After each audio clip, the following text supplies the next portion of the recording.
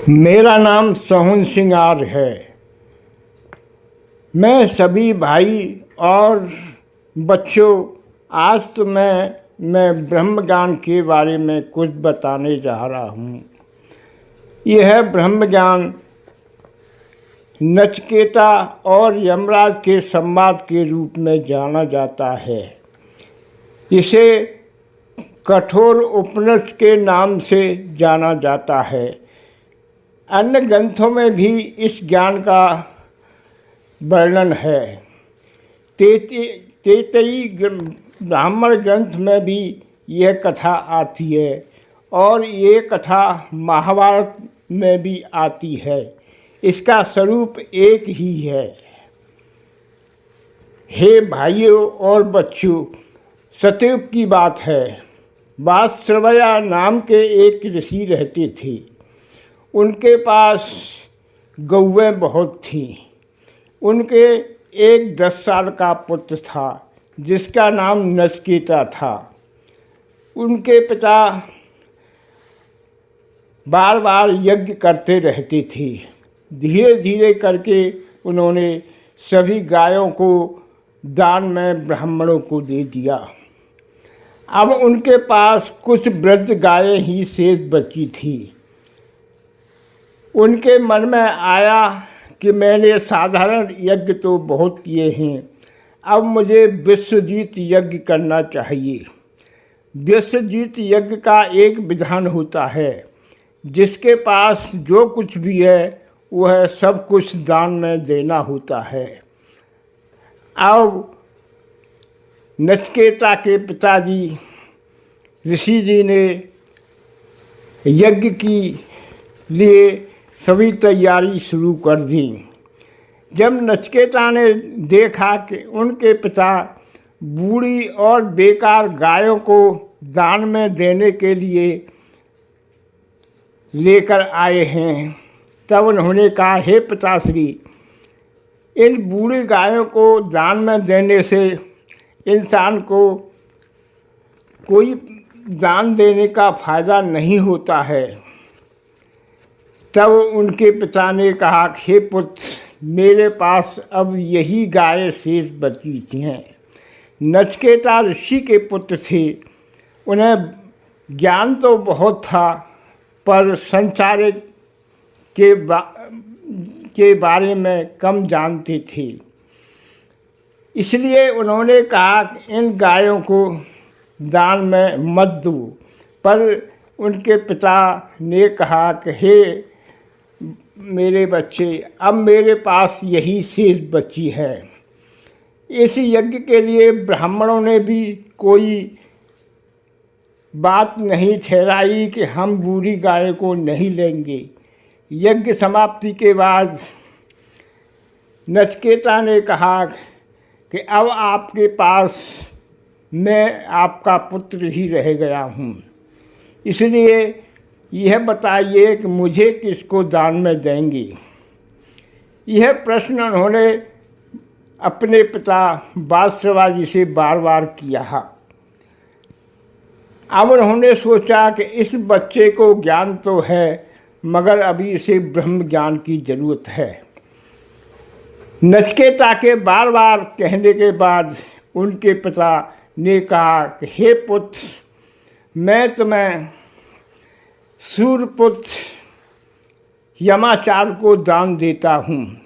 उनके पिता ने सोचा था कि आज के समय में सूर्य पुत्र यमाचार से बड़ा और कोई आचार नहीं है, इसलिए उनके पास मुझे भेजने के लिए कोई न कोई बहाना तो चाहिए। उन्होंने अपने पुत्र से कहा, हे पुत्र, मैंने तुम्हें सूर्यपुत्र यमाचार को दान दिया है। अगर तुम जाना चाहते हो तो उनके पास चले जाओ। अब नचिकेता ने सोचा कि मुझे अब नहीं तो फिर जाना है, इसलिए देर करने में कोई फायदा नहीं है। वह अपनी पिताजी की आज्ञा लेकर यमराज के आश्रम की तरफ चल दिए। रात दिन चलने के बाद पूछते पूछते यमाचार के आश्रम पहुँचे। उन्हें मालूम हुआ यमाचार इस समय आश्रम में नहीं है, वो 3 दिन के लिए कहीं गए हुए हैं। अब आचार्य के आश्रम के सभी ने कहा, हे बच्चे, तुम कहाँ से आए हो? हमारे आश्रम में आकर ठहरिए। यमाचार्य जी कुछ दिन के लिए गए हैं, आ जाएंगे। पर नचिकेता ने कहा कि जब तक यमाचार्य नहीं आते मैं आश्रम के दरवाजे पर ही बैठा रहूँगा और यमाचार्य के आने पर मैं उनके साथ ही आश्रम में प्रवेश करूँगा। इस तरह 3 दिन और 3 रात भूखे रहकर नचिकेता आश्रम के दरवाजे पर ही बैठे रहे। 3 दिन बाद यमाचार्य अपने आश्रम में आए। उन्होंने देखा कि एक बालक उनके दरवाजे पर बैठा हुआ है। उन्होंने अपने आश्रम के अनुयायियों से कहा कि ये बालक कौन है और दरवाजे पर क्यों बैठा हुआ है, यह कब का आया है।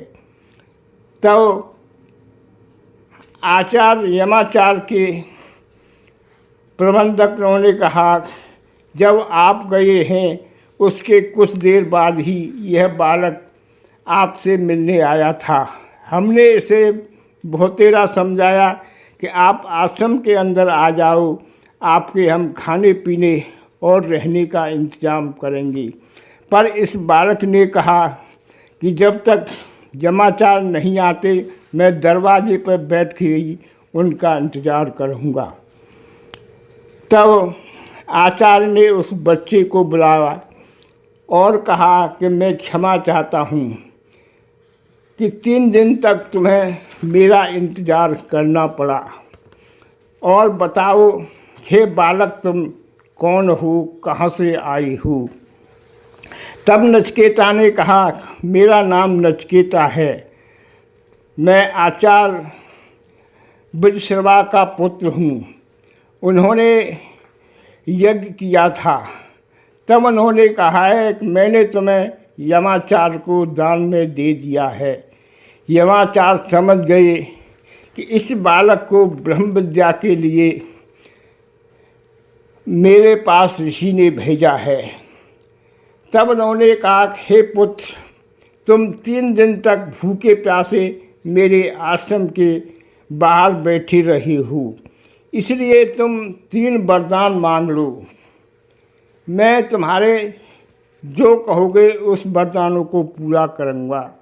फिर नचिकेता ने कहा कि मुझे पहला वरदान दीजिए, जब मैं अपने पिता के पास जाऊं तो वह मुझे प्यार से मिलें और मुझसे सभी अपराध क्षमा कर दें। तब यमाचार्य ने कहा, हे पुत्र, तुम नहीं जानते हो, तुम्हारे पिताश्री ने मेरे पास तुम्हें ज्ञान देने के लिए भेजा है, इसलिए तुम जाओगे तो तुम्हारे पिताश्री तुम्हारा स्वागत अच्छी तरह से करेंगे। अब यमाचार्य ने कहा, अब दूसरा वरदान मांगो। तब नचिकेता ने कहा कि अग्नि विद्या क्या होती है? यमाचार्य ने कहा, हे नचिकेता, हर इंसान को 5 महायज्ञ करने चाहिए। पहला यज्ञ ब्रह्म यज्ञ है, जिसे संध्या उपासना के नाम से जाना जाता है। दूसरा देव यज्ञ है, जो देवताओं को खुश करने के लिए अग्नि में औषधि और गाय के घी से आहुति दी जाती हैं। हे नचिकेता, तीसरा अतिथि यज्ञ है। इस यज्ञ में हर कोई अपने अतिथियों का स्वागत करता है। उनके रहने और भोजन का प्रबंध हर गृहस्थी को करना चाहिए। चौथा यज्ञ नचिकेता बलदेव यज्ञ कहलाता है।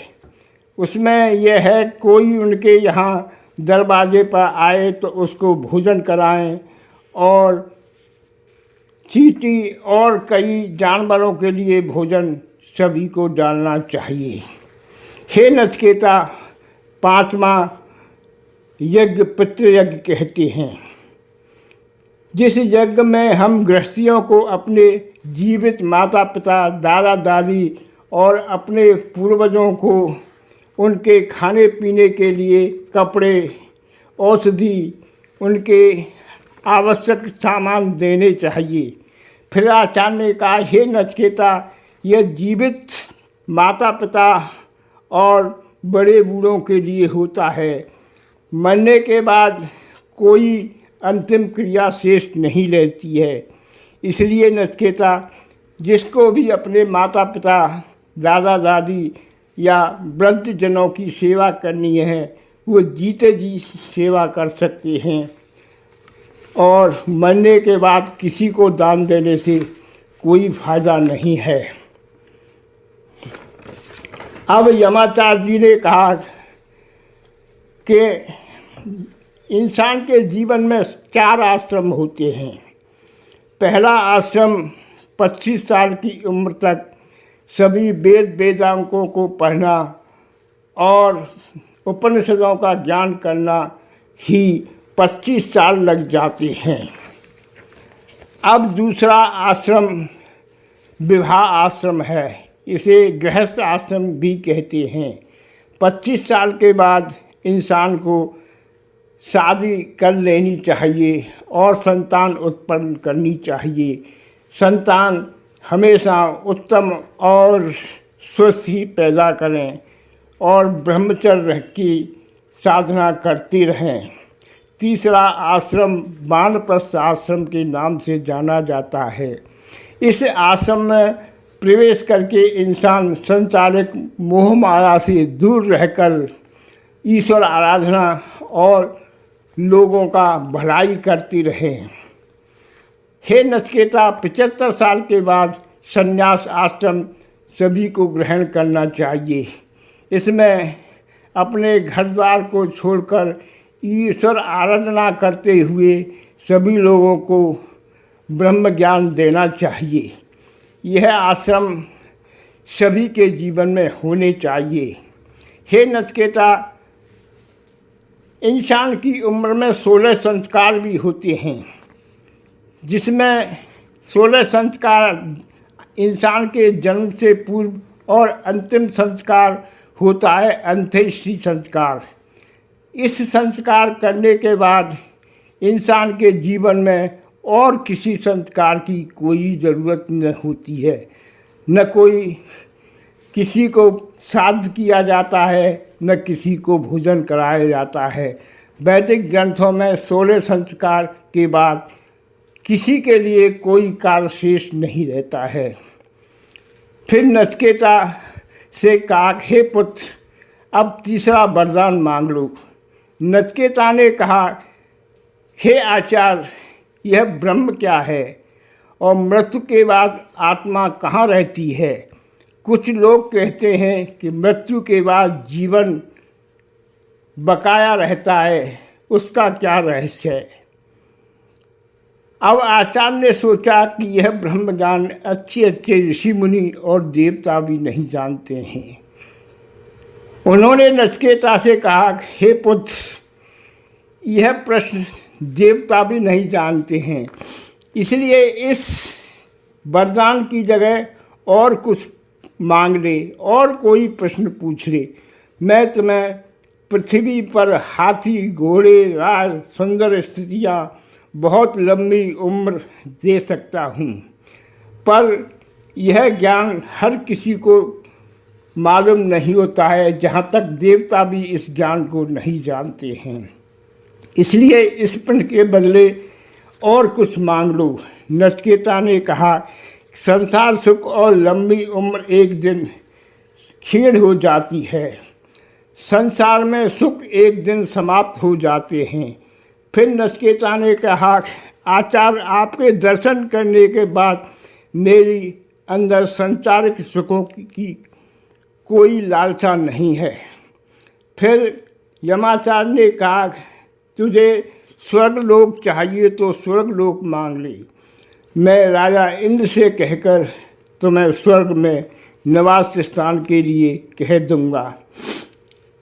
इस प्रकार उन्होंने उसकी अंतिम इच्छा जाननी चाहिए। तब नचिकेता ने कहा कि उम्र भी एक दिन समाप्त हो जाती है, वह ब्रह्म ज्ञान हमेशा जानना चाहता हूँ, जिस ज्ञान को पाकर किसी और ज्ञान पाने की इच्छा मन में नहीं होती है। अतः मैं आपसे उसी ब्रह्म ज्ञान को जानना चाहता हूँ। तब अनेक प्रकार से परीक्षा करने के बाद यमाचार्य ने सोचा कि नचिकेता को अब ब्रह्म ज्ञान देना चाहिए, क्योंकि वह हर तरह की परीक्षा में सफल हो गया, वह ज्ञान पाने के योग्य है। फिर यमाचार्य ने कहा, हे नचिकेता, ब्रह्म ही इस संसार को चला रहा है, उसका निज ओम नाम है। उस परमात्मा के अनेक नाम हैं, पर उसका मुख्य नाम ओम है। कोई उसे ब्रह्मा कहता है, कोई विष्णु कहता है, कोई उसे शंकर कहता है, कोई उसे विश्वकर्मा कहता है। उस परम ब्रह्म परमात्मा ने योग बल से संसार को बनाया है, अनेक ब्रह्मांडों की रचना की है। सभी ग्रहों को श्रेष्ठ पृथ्वी ग्रह पर उसने सृष्टि उत्पन्न की और 4 ऋषियों को अपने योग बल से पैदा किया। उन चारों को एक एक वेद का ज्ञान उस परम पिता ने दिया। इसके बाद उसने अनेक स्त्री पुरुषों की रचना की और उनसे कहा कि हे ऋषियों, इन सभी स्त्री पुरुषों को तुम वेद ज्ञान दोगे, यह ज्ञान आगे चलकर अपने बच्चों को देंगे, फिर उनके बच्चे उनको देंगे। इस तरह से वेद ज्ञान संसार में चलता रहेगा। जब ईश्वर संसार का निर्माण करता है तो उसे ब्रह्मा कहते हैं, फिर संसार का पालन करता है उसे विष्णु कहा जाता है, और जब दंड देने के लिए उसे महेश कहते हैं। हे नचिकेता, वही परमात्मा सभी ब्रह्मांडों को धारण किए हुए है। ईश्वर की कृपा से अलग अलग नाम हैं, मगर वह परमात्मा एक ही है। उसी के इशारे से ब्रह्मांड में सभी ग्रह चक्कर लगा रहे हैं। हे नचिकेता, उस ब्रह्म संसार में हर तरह के रचना करता है और फिर वही परमात्मा उस संसार का विनाश करता है। हे नचिकेता, इस संसार में 2 तरह के मार्ग हैं। एक श्रेष्ठ का मार्ग है, उस मार्ग पर चलना बहुत कठिन है, उस मार्ग पर बहुत कम लोग ही चलते हैं। दूसरा मार्ग प्रेस मार्ग है, इस मार्ग पर ज़्यादातर लोग चलते हैं, क्योंकि इसमें चलना बहुत आसान होता है। हे नचिकेता, आत्मा का न कभी जन्म होता है न आत्मा कभी मरती है। इस प्रकार इंसान नए वस्त्रों को जगह पुराने वस्त्रों को छोड़कर नए वस्त्र धारण करता है। इसी प्रकार ये आत्मा भी वृद्ध शरीर को छोड़कर दूसरा शरीर धारण कर लेती है। आत्मा न कभी देह के किए हुए कर्म को भोगती है, क्योंकि इंसान का शरीर मृत्यु के बाद जला दिया जाता है और वह आत्मा परमात्मा में विलीन हो जाती है। अब दंड कौन भोगता है? तब यमाचार्य ने कहा कि हे पुत्र, न तो आत्मा दंड की भागी होती है, वही आत्मा जब दूसरे शरीर में आती है, शरीर और आत्मा एक जगह होते हैं, तब पिता परमात्मा उनके कर्मों के अनुसार उसे दंड देते हैं। जो पूर्व जन्म में कर्म किए गए हैं वह दूसरे शरीर पर आने से मिलते हैं। धरती पर स्वर्ग नरक ऐसी कोई जगह नहीं है। इसी धरती पर स्वर्ग और नरक हैं।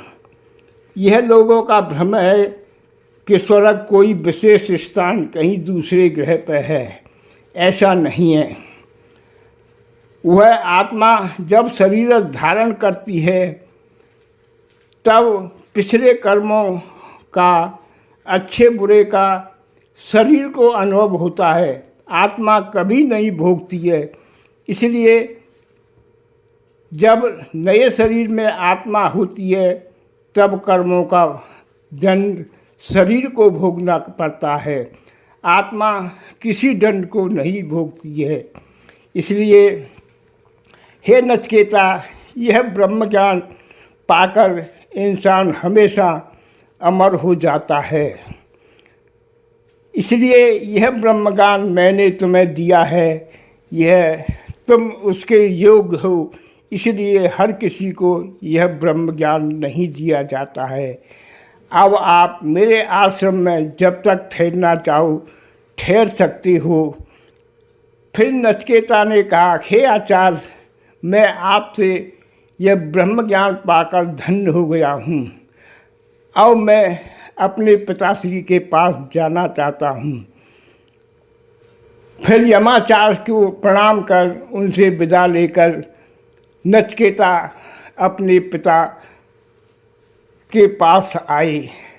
पिता जान चुके थे कि मैंने जिस कार्य के लिए नचिकेता को भेजा था वह कार्य संपूर्ण कर नचिकेता आ गए हैं।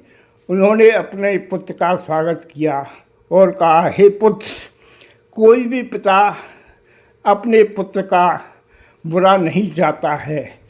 मैंने तुम्हें ज्ञान देने के लिए ही भेजा था कि आज यमाचार्य से बड़ा और कोई गुरु संसार में नहीं है।